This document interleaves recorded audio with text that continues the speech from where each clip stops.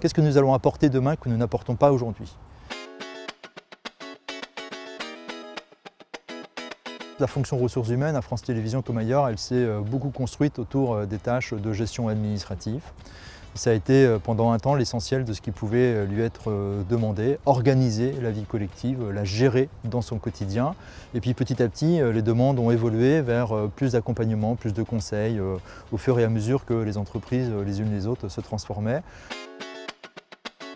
On essaye d'aller vers un nouveau service, mais avec une organisation qui est restée relativement ancienne. On en atteint le bout et donc il faut la repenser. Aller vers plus d'attention, ça veut dire passer d'une logique où on gère au quotidien à une logique où on accompagne au quotidien, où on réinvente la relation avec les managers et où on fait en sorte de pouvoir mieux épauler les collaborateurs dans un seul but, les faire réussir. Pourquoi il faut se transformer? Parce que la fonction ressources humaines a souvent la charge d'accompagner les transformations de l'entreprise et que là, en l'occurrence, il va s'agir pour nous à la fois de nous transformer en tant que direction, de repenser le service que nous avons à offrir de façon à pouvoir accompagner au mieux la transformation de l'ensemble de l'entreprise pour l'ensemble de ses collaborateurs.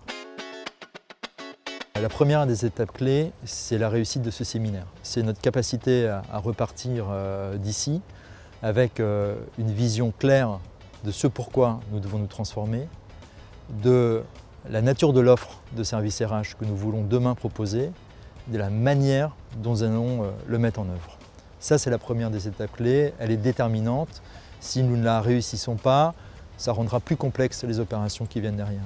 La deuxième étape clé, c'est de savoir très concrètement, de retour au bureau, comment est-ce qu'on met tout ça en œuvre? Comment ça ne reste pas juste une chimère de séminaire, mais véritablement comment est-ce qu'on bascule dans la transformation très opérationnelle. Et c'est la raison pour laquelle je suis très attaché à ce que l'on puisse décliner un horizon relativement lointain, puisqu'il est à 2022, en séquences plus proches, très opérationnelles, qui vont jalonner justement notre calendrier jusqu'à 2022.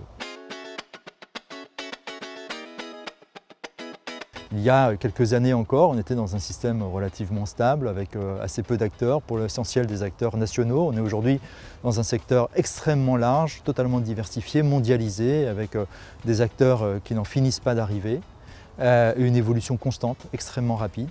C'est dans ce contexte-là que nous avons à évoluer. 2022, c'est demain. Je vois un paysage assez serein avec une fonction RH qui aura réussi sa mue et qui aura accompagné l'entreprise. Je suis, j'ai coutume de le dire, extrêmement confiant dans la capacité de France Télévisions, de l'ensemble de ses collaborateurs, à affronter les changements, à les surmonter et à faire de cette entreprise une entreprise fer de lance de l'audiovisuel demain.